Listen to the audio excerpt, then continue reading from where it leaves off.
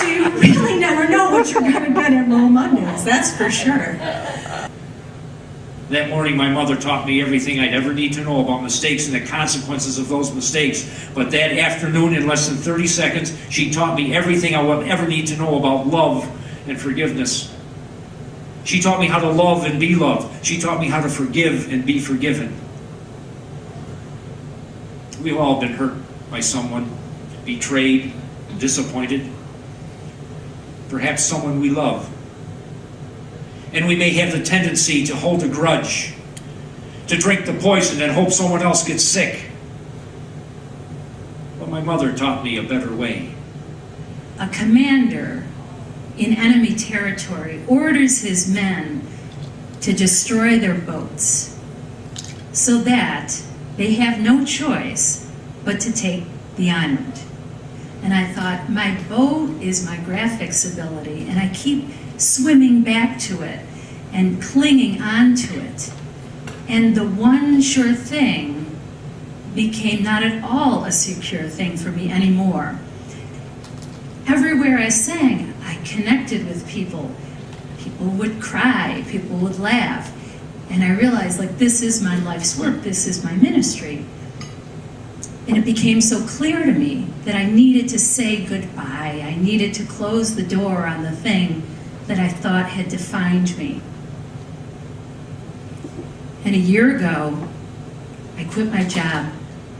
But about a month ago, I finally admitted to myself, my husband, people around me, I'm not going to do the graphic design anymore unless it's supporting my role as a singer.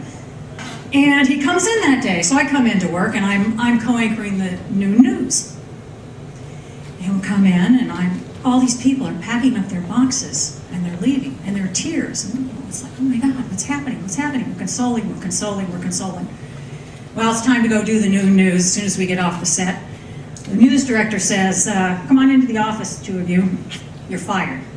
They couldn't fire us until after the noon news was put on because they didn't have anybody to do it. When she says it like this, I have a daughter who doesn't want to grow up because she's 30 years old. The mind kind of shuts down. But if she were to say, how can I help my daughter grow up? Or how might I help my daughter reconsider her life goals? Now, the other thing that you have to notice is that she cannot control her daughter. What she can control is what she can contribute to it. So the question is around how might I help? How might I talk with her? How might I help show her some techniques? And in 1987, I was given the honor and the distinction of being one of the 64 most dangerous and disruptive people in the New York State criminal justice system. And to me, that was an honor. When I was 9 years old, they asked me what I wanted to be when I grew up.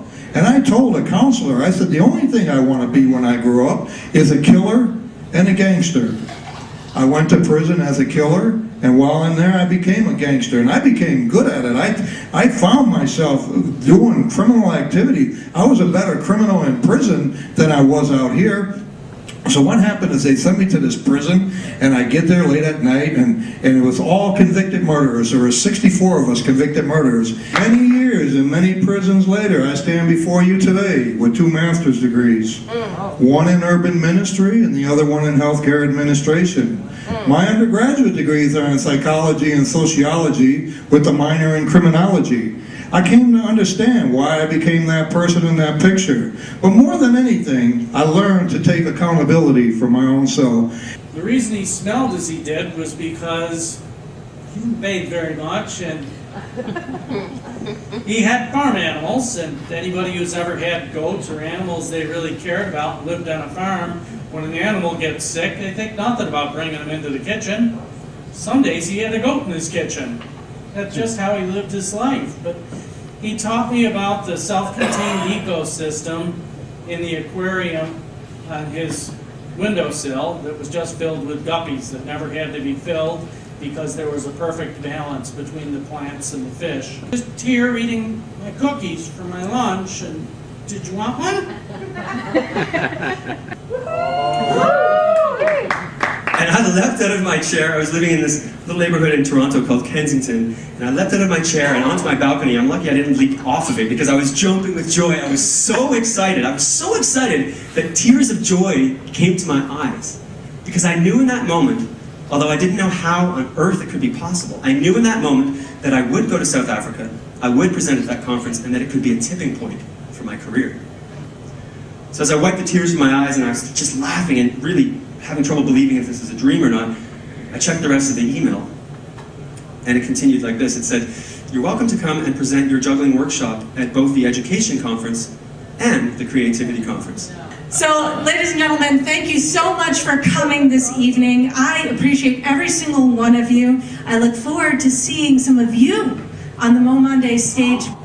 Make every day a MoMonday. Thank you very much, everyone. Good night.